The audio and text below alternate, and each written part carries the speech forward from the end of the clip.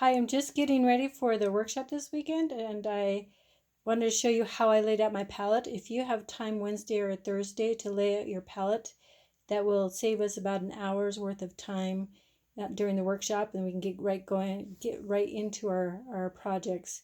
But I want to show you how to lay it out, so if you do have a chance to lay it out before you come, you know where to put the colors.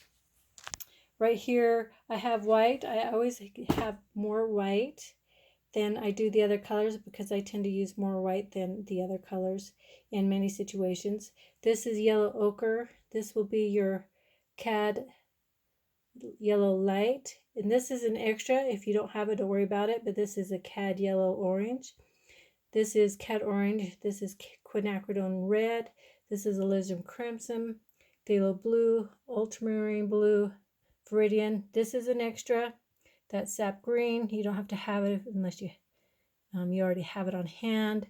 And then I think for some paint manufacturers, I think the Winsor Newton Winton, they didn't have the red transparent oxide. And so I asked you to go ahead and just get the burnt sienna. So if you either bring the burnt sienna or the transparent red oxide. And then I have black. Now, if you noticed, I laid these out. They're about the size of maybe 1.5 to 2 walnuts, and I smoothed the tops off. And I'll explain more at the workshop why I smooth the tops off. But if you can prep your palette like this, have it up towards the top, kind of either in a straight line or an arc, so you have plenty of space right here.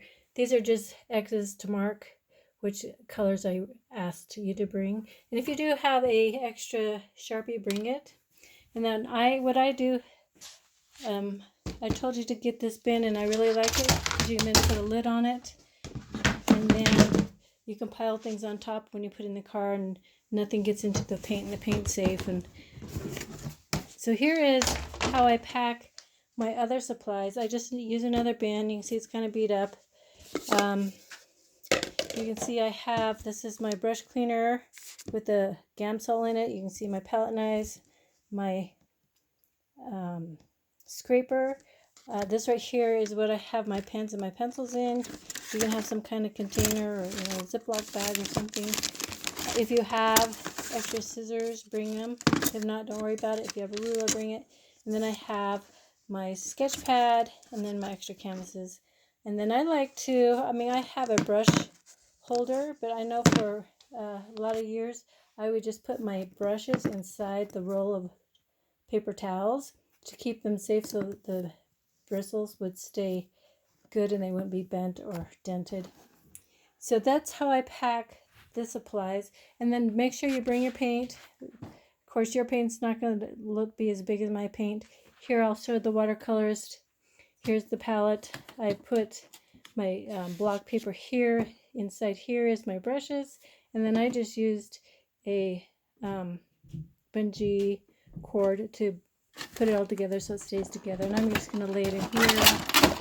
I like to keep things pretty compact, so I'll probably end up putting my watercolor container in here. I always bring my materials list, so I have the list, so when I pack things up I can make sure everything gets back in.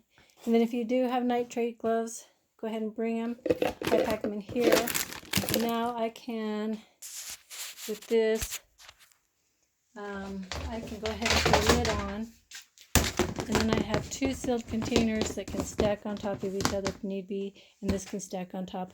Or I like to kind of, when I pack it, I like to put this in the middle of the 2 bins, so this doesn't tip or some way, because this, for some reason, I don't know, this always tips on me and I don't know why. Anyway, so I thought I'd give you just an idea. So any box or container will work. This is just kind of what I do. You can see because there's duct tape holding it. I've used it for years, decades, lasts forever. Anyway, I'm looking forward to this weekend. If you have any questions concerning prepping before you come, just give me a call or messenger me or text me, and we'll see you soon.